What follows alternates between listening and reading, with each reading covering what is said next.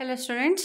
So, ಐದನೇ semester cost accounting ಸಬ್ಜೆಕ್ಟ್ನ ಎರಡನೇ chapter elements of ಕಾಸ್ಟ್ನ ಮೂರನೇ ಸೆಷನ್ ಅಂದರೆ ಓವರಾಲ್ 11ನೇ ಸೆಷನಲ್ಲಿ ನಾವು ಇವತ್ತಿದ್ದೇವೆ. ಸೊ ಲಾಸ್ಟ್ ಕ್ಲಾಸಲ್ಲಿ ನಾವು what are the elements of cost, what are different types of cost ಅನ್ನೋದ್ರ ಬಗ್ಗೆ ಎಲ್ಲ ನೋಡಿದ್ವಿ. ಸೊ ಇವತ್ತಿನ ಕ್ಲಾಸಲ್ಲಿ what is the proforma of cost sheet, then what are the different items which are not included in cost sheet ಅದ್ರ ಬಗ್ಗೆ ನೋಡೋಣ. So items not included in cost sheet ಯಾವುದು ಅಂತ ನೋಡಿದಾಗ there are certain items which are not included in financial accounts but which are included in financial accounts but not in cost accounts. These items fall into three categories. So ಒಂದು appropriation of profits ಅಂತ ತಗೊಂಡಾಗ appropriation to sinking funds ಅಥವಾ dividend paid, taxes on income and profit, transfer to general reserve, then excess provision for depreciation of buildings, plants and for bad debts, amount written off, that is goodwill, preliminary expenses, underwriting commissions, discount on debentures issued, expenses of capital issue, ನಂತರ capital expenditure specifically charged to revenue, charitable donations. So ಈ ಥರ appropriation of profits ಏನೇನು ಬರುತ್ತಲ್ವಾ, so ಇದು ಯಾವುದು cost ಅಕೌಂಟಿಂಗಲ್ಲಿ include ಆಗಲ್ಲ. So these are excluded from cost accounting but R included in financial accounting. ನಂತರ exclude ಆಗುವಂಥ ಮತ್ತೊಂದು ಕೆಟಗರಿ ಯಾವುದಪ್ಪ ಅಂದರೆ ಪ್ಯೂರ್ಲಿ ಫೈನಾನ್ಷಿಯಲ್ ಚಾರ್ಜಸ್ ಅಂತ, ಆಯಿತಾ. ಸೊ ಪ್ಯೂರ್ಲಿ ಫೈನಾನ್ಷಿಯಲ್ ಚಾರ್ಜಸ್ ಅಂದರೆ losses on sale of investment, building etcetera, expenses on transfer of company's office ಅಥವಾ interest on bank loan, debentures, mortgages ಅಥವಾ damages payable, the penalties and the fines and the losses due to scrapping of machine, ಆಯಿತಾ. ಅಥವಾ remuneration paid to the proprietor in excess of a fair reward for service render. ಈ ಥರ ಹೆಚ್ಚುವರಿಯಾಗಿ ಯಾವುದಾದ್ರು ನೀವು ಚಾರ್ಜಸನ್ನು ಮಾಡಿದ್ದಿದ್ರೆ, ಪೆನಾಲ್ಟಿನ ಕಟ್ಟಿದ್ದಿದ್ರೆ, fine ಕಟ್ಟಿದ್ರೆ, ಏನಾದ್ರು ಡ್ಯಾಮೇಜನ್ನು ಪೇ ಮಾಡಿದ್ದಿದ್ರೆ, ಬ್ಯಾಂಕಿಗೆ ಏನಾದ್ರು ಇಂಟ್ರೆಸ್ಟ್ನ ಕಟ್ಟಿದ್ದಿದ್ರೆ ಅದು ಯಾವುದು ಕಾಸ್ಟ್ ಅಕೌಂಟಿಂಗಲ್ಲಿ ಇನ್ಕ್ಲೂಡ್ ಮಾಡಲ್ಲ. ದೆನ್ ಮೂರನೇದು ಪ್ಯೂರ್ಲಿ ಫೈನಾನ್ಷಿಯಲ್ ಇನ್ಕಮ್ಸ್ ಅಂತ ತಗೊಂಡಾಗ ಯಾವುದು ಎಕ್ಸ್ಕ್ಲೂಡ್ ಮಾಡ್ತೀವಿ ಅಂದರೆ the interest received on bank deposits, the profits made on sale of investment, transfer fee received, rent received, interest dividend received on investments, brokerage received, discount commission received. So ಈ ಥರ ಏನಾದರೂ discount commission receive ಮಾಡಿದಿದ್ರೆ, brokerage receive ಮಾಡಿದಿದ್ರೆ, interest dividend receive ಮಾಡಿದಿದ್ರೆ, transfer fee ಏನಾದರೂ receive ಮಾಡಿದಿದ್ರೆ, bank deposit ಮೇಲೆ ಏನಾದರೂ ಬಡ್ಡಿ ಇಸ್ಕೊಂಡಿದ್ರೆ, ಇವನ್ನೆಂಥವೆಲ್ಲ ಫೈನಾನ್ಷಿಯಲ್ ಇನ್ಕಮ್ಸನ್ನು ನಾವು ಕಾಸ್ಟ್ ಅಕೌಂಟಿಂಗಲ್ಲಿ ಯಾವತ್ತೂ ಎಕ್ಸ್ಕ್ಲೂಡ್ ಮಾಡ್ತೀವಿ, ಯಾವುದನ್ನು ಇನ್ಕ್ಲೂಡ್ ಮಾಡಲ್ಲ, ಆಯಿತಾ.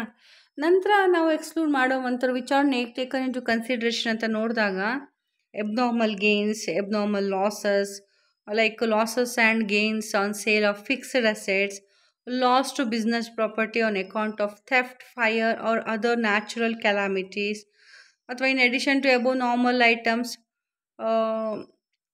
ಎಕ್ಸ್ಟ್ರಾ ಏನಾದರೂ ಪ್ರಾಫಿಟ್ ಆ್ಯಂಡ್ ಲಾಸಸ್ ಅಫೆಕ್ಟ್ ಮಾಡುವಂಥದ್ದು ಯಾವುದಾದ್ರೂ ಗೇನ್ ಆಗಿದ್ದಿದ್ರೆ, ಲಾಸ್ ಆಗಿದ್ದಿದ್ರೆ ಅಂಥವನ್ನೆಲ್ಲ ನಾವೇನು ಮಾಡ್ತೀವಿ, ಎಕ್ಸ್ಕ್ಲೂಡ್ ಮಾಡ್ತೀವಿ. Then the proforma of cost sheet ಹೇಳಬೇಕು ಅಂದರೆ ಇಲ್ಲಿ ನಾನು ಆ ಕಾಸ್ಟ್ ಶೀಟ್ ಪ್ರೊಫಾರ್ಮನ ಪಿ ಪಿ ಟಿಯಲ್ಲಿ ಹಾಕಿಲ್ಲ, ಬಿಕಾಸ್ ನಿಮ್ಗೆ ಗೊತ್ತಿದೆ ಕಾಸ್ಟ್ ಶೀಟ್ ಏನು ಪ್ರೊಫಾರ್ಮ ತರಕ್ಕೆ ಹೋದರೆ ತುಂಬಾ ದೊಡ್ಡದಾಗಿ ಕಾಣುತ್ತೆ, ಪಿ ಪಿ ಟಿಯಲ್ಲಿ ಹೇಳೋಕ್ಕಾಗಲ್ಲ ಅಂತ ಹೇಳ್ಕೊಂಡು. ಸೊ ಅದನ್ನ ನಿಮಗೆ ಸ್ಟಡಿ ಮಟೀರಿಯಲ್ ನಾನು ನಿಮ್ಗೆ ಹಾಕಿದ್ದೀನಿ, ನೀವು ಅಲ್ಲಿ ನೋಡ್ಕೋಬೋದು. ಸೊ ನಾನು ಹಾಗೆ ನಿಮಗೆ ಪ್ರೊಫಾರ್ಮನ ಹೇಳ್ತೀನಿ. ಸೊ ಕಾಸ್ಟ್ ಶೀಟ್ ಪ್ರೊಫಾರ್ಮದಲ್ಲಿ ನಾವೇನು ಮಾಡ್ತೀವಿ ಅಂದರೆ ಓಪನಿಂಗ್ ಸ್ಟಾಕ್ ಆಫ್ ಮಟೀರಿಯಲ್ಸನ್ನು ತೊಗೊಳ್ತೀವಿ ಯಾವಾಗೂ. ಸೊ ಓಪನಿಂಗ್ ಸ್ಟಾಕ್ ಆಫ್ ಮಟೀರಿಯಲ್ಸಿಗೆ ಯಾವುದಾದ್ರೂ ಮಟೀರಿಯಲ್ಸ್ ಪರ್ಚೇಸ್ ಮಾಡಿದರೆ, ಕ್ಯಾರೇಜ್ ಇನ್ವರ್ಟ್ಸ್ ಇದ್ದರೆ ಅಥವಾ ಆಕ್ಟ್ರಾ ಅಥವಾ ಕಸ್ಟಮ್ ಡ್ಯೂಟಿ ಏನಾದರೂ ಇದನ್ನ ಆ್ಯಡ್ ಮಾಡ್ಕೊತೀವಿ. ಓಪನಿಂಗ್ ಸ್ಟಾಕ್ ಪ್ಲಸ್ ಪರ್ಚೇಸು ಅದನ್ನು ಟೋಟಲ್ ಮಾಡಿಕೊಂಡು ಯಾವುದಾದ್ರು closing stock of raw materials ಇದ್ದರೆ ಅದನ್ನು ಕಳ್ಕೊತೀವಿ. So closing stock of raw ಮಟೀರಿಯಲ್ಸನ್ನು ನಾವು ಕಳ್ಕೊತೀವಿ, ಫೈನ್. ಸೊ ಅವಾಗ ನಮಗೇನಾಗುತ್ತೆ, ಮಟೀರಿಯಲ್ ಕನ್ಸ್ಯೂಮ್ಡನ್ನು ನೋಡಬೇಕಾಗತ್ತೆ ನೆಕ್ಸ್ಟು. ಸೊ ಮಟೀರಿಯಲ್ ಏನೇನಿದೆ ಅಂತ ನೋಡ್ಕೊಂಡಾಗ ಡೈರೆಕ್ಟ್ ಮಟೀರಿಯಲ್ಸಿಂದು ನೋಡ್ಕೊಂಡ್ವಿ ಇಷ್ಟೋ ತನಕ. So opening stock of materials, purchase of materials, less closing stock of raw materials ಮಾಡಿದಾಗ ನಮಗೆ ಟೋಟಲ್ ಡೈರೆಕ್ಟ್ ಮಟೀರಿಯಲ್ಸು ಸಿಕ್ತು. ಈ ಮಟೀರಿಯಲ್ಸಲ್ಲಿ ನಾವೇನು ಮಾಡ್ತೀವಿ, ಡೈರೆಕ್ಟ್ ಲೇಬರನ್ನು ಮತ್ತು ಡೈರೆಕ್ಟ್ ಎಕ್ಸ್ಪೆನ್ಸಸ್ಸನ್ನು ಆ್ಯಡ್ ಮಾಡ್ತೀವಿ. So materials, labour, expense, direct material, direct labour, direct expenses ಮೂರನ್ನು ಆ್ಯಡ್ ಮಾಡಿದಾಗ ನಮಗೆ ಸಿಗೋದಂಥದ್ದು ಪ್ರೈಮ್ ಕಾಸ್ಟ್. ಅದನ್ನು ನಾವೇನು ಹೇಳ್ತೀವಿ, ಪ್ರೈಮ್ ಕಾಸ್ಟ್ ಅಂತ ಹೇಳ್ತೀವಿ. ಸೊ ಸಿಕ್ಕಿರುವಂಥ ಪ್ರೈಮ್ ಕಾಸ್ಟಿಗೆ ನಾವೇನು ಮಾಡ್ತೀವಿ, ಫ್ಯಾಕ್ಟ್ರಿ ಓವರ್ ಹೆಡ್ಡನ್ನು ಆ್ಯಡ್ ಮಾಡ್ತೀವಿ. ಸೊ ಫ್ಯಾಕ್ಟ್ರಿ ಓವರ್ ಹೆಡ್ ಯಾವುದ್ಯಾವುದು ಅಂದರೆ fuel and power, factory rent ಅಥವಾ wages, lighting, heating, tools used, consumable stores, repair to building, indirect materials, indirect wages, leave wages, insurance, overtime wages ಅಥವಾ supervision, work stationery, canteen and welfare expenses ಅಥವಾ work salaries, depreciation of plant and machinery, work expenses, gas and water, technical director fees ಅಥವಾ laboratory expenses, work telephone expenses. So ಈ ಥರದ್ದು ಎಲ್ಲದನ್ನು add ಮಾಡ್ತೀವಿ. Factory ಓವರ್ ಹೆಡ್ಡನ್ನು prime ಕಾಸ್ಟಿಗೆ add ಮಾಡ್ತೀವಿ. ಅದರಲ್ಲಿ work in progress ಏನಾದರೂ ಇದ್ದರೆ ಓಪನಿಂಗ್ ವರ್ಕ್ ಇನ್ ಪ್ರೋಗ್ರೆಸ್ಸನ್ನು ಆ್ಯಡ್ ಮಾಡ್ತೀವಿ. ಲಾಸ್ಟಿಗೆ ಏನು ಮಾಡ್ತೀವಿ, ಕ್ಲೋಸಿಂಗ್ ವರ್ಕ್ ಇನ್ ಪ್ರೋಗ್ರೆಸ್ ಇದ್ದರೆ ಅದನ್ನು ಕಳಿತೀವಿ. ಸೊ ಕ್ಲೋಸಿಂಗ್ ವರ್ಕ್ ಇನ್ ಪ್ರೋಗ್ರೆಸ್ಸನ್ನು ಫ್ಯಾಕ್ಟ್ರಿ ಓವರ್ ಹೆಡ್ಡಲ್ಲಿ ಕಳೆದಾಗ ನಮಗೆ ಫ್ಯಾಕ್ಟ್ರಿ ಕಾಸ್ಟ್ ಸಿಗುತ್ತೆ ಅಥವಾ ವರ್ಕ್ ಕಾಸ್ಟ್ ಸಿಗುತ್ತೆ. ಸೊ ನಂತರ ಸ್ಟೆಪ್ಪಲ್ಲಿ ಏನು ಮಾಡ್ತೀವಿ, ನಾವು ಆಫೀಸ್ ಅಥವಾ ಅಡ್ಮಿನಿಸ್ಟ್ರೇಷನ್ ಓವರ್ ಹೆಡ್ಡನ್ನು ಏನು ಮಾಡ್ತೀವಿ, ಆ್ಯಡ್ ಮಾಡ್ಕೊತೀವಿ. ಸೊ ಈ ಆಫೀಸ್ ಓವರ್ ಹೆಡ್ಡಲ್ಲಿ ಏನೇನಿರುತ್ತೆ ಅಂದರೆ office salary, bank charges, legal expenses, office rent, directors fees, printing and stationery, office expenses, depreciation of office furniture, subscriptions to trade journals, office lighting, establishment charges, directors travelling expenses, postage, audit fee ಅಥವಾ repair of office equipments. So ಇದನ್ನೆಲ್ಲ ನಾವು office overhead ಅಥವಾ administration overhead ಅಂತ consider ಮಾಡ್ತೀವಿ. Factory ಓವರ್ ಹೆಡ್ಡಿಗೆ office ಓವರ್ ಹೆಡ್ಡನ್ನು ಆ್ಯಡ್ ಮಾಡಿದಾಗ ನಮಗೆ ಕಾಸ್ಟ್ ಆಫ್ ಪ್ರೊಡಕ್ಷನ್ ಸಿಗುತ್ತೆ. ಈ ಕಾಸ್ಟ್ ಆಫ್ ಪ್ರೊಡಕ್ಷನ್ಗೆ ನಾವು ಓಪನಿಂಗ್ ಸ್ಟಾಕ್ ಆಫ್ ಫಿನಿಶ್ಡ್ ಗೂಡ್ಸನ್ನು ಆ್ಯಡ್ ಮಾಡ್ತೀವಿ, ಕ್ಲೋಸಿಂಗ್ ಸ್ಟಾಕ್ ಆಫ್ ಫಿನಿಶ್ಡ್ ಗೂಡ್ಸನ್ನು ಕಳಿತೀವಿ. ಸೊ ಅವಾಗ ನಮಗೇನು ಸಿಗುತ್ತೆ, ಕಾಸ್ಟ್ ಆಫ್ ಗೂಡ್ಸ್ ಸೋಲ್ಡ್ ಸಿಗುತ್ತೆ. Okay, did you get it? So cost of goods sold last ಏನು ಮಾಡ್ತೀವಿ, add selling and distribution expenses. ಈ ಸೆಲ್ಲಿಂಗ್ ಆ್ಯಂಡ್ ಡಿಸ್ಟ್ರಿಬ್ಯೂಷನ್ ಎಕ್ಸ್ಪೆನ್ಸಸ್ ಅಂದರೆ travellers commission, advertising, showroom expenses, bad debts, salesmen salaries, packing expenses, carriage outwards, collection charges, cost of catalogues, expenses of delivery vans, travelling expenses ಅಥವಾ ಯಾವುದಾದ್ರು warehouse expenses, cost of insurance, sales director fees, sales office expenses, rent of sales office, then salary paid to salesmen, depreciation of delivery vans. So ಈ ಥರದ್ದು ಏನಾದರೂ selling and ಡಿಸ್ಟ್ರಿಬ್ಯೂಷನ್ಗೆ ಸಂಬಂಧಪಟ್ಟಂಥ expenses ಇದ್ದರೆ ಅದನ್ನು ಕೂಡಿಸ್ಕೊತೀವಿ. So ಆವಾಗ ನಮಗೆ ಸಿಗುವಂಥದ್ದು ಟೋಟಲ್ ಕಾಸ್ಟು. ಅರ್ಥ ಆಯ್ತಾ? ಏನೇನು ಮಾಡಿದ್ವಿ, first direct materials, direct labour, direct ಎಕ್ಸ್ಪೆನ್ಸಸ್ಸನ್ನು ಕೂಡಿಸ್ಕೊಂಡ್ವಿ. ಸೊ ಅವಾಗ ನಮಗೇನು ಸಿಕ್ತು, ಪ್ರೈಮ್ ಕಾಸ್ಟ್ ಸಿಕ್ತು. ಪ್ರೈಮ್ ಕಾಸ್ಟಲ್ಲಿ ಫ್ಯಾಕ್ಟ್ರಿ ಓವರ್ ಹೆಡ್ಡನ್ನು ಆ್ಯಡ್ ಮಾಡ್ಕೊಂಡ್ವಿ, ಆಯಿತಾ.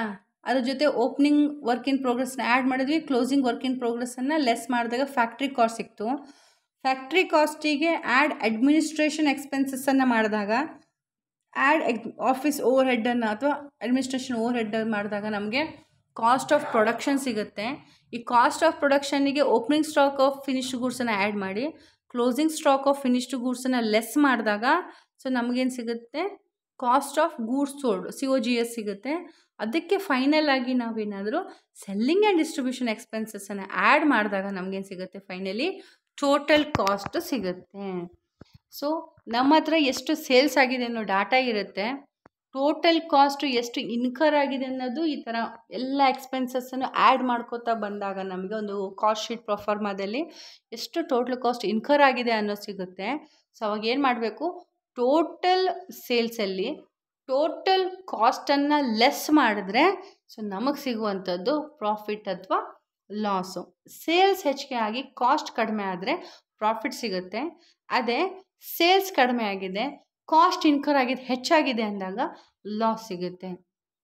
ಸೊ ಈ ಕಾಸ್ಟ್ ಶೀಟ್ ಪ್ರೊಫಾರ್ಮಾನ ನೀವು ಕರೆಕ್ಟಾಗಿ ಫಾಲೋ ಮಾಡಿದ್ರೆ ನೀವು total cost per unit, overhead ಎಲ್ಲ ಥರದ ಎಕ್ಸ್ಪೆನ್ಸಸ್ಸು, ಎಲ್ಲ ಥರದ ಓವರ್ ಹೆಡ್ ಪರ್ ಯೂನಿಟ್ಟು ಅಥವಾ ಟೋಟ್ಲ್ ಓವರ್ ಹೆಡ್ಡನ್ನು ನೀಟಾಗಿ ನೀವು ಈ ಕಾಸ್ಟ್ ಶೀಟಲ್ಲಿ ಕಂಡು ಹಿಡ್ಕೊಳ್ಬೋದು. Fine. So this are the different cost in cost accounting and also the pro forma of cost sheet. So hope you understand the concept. So see you in next session. Thank you.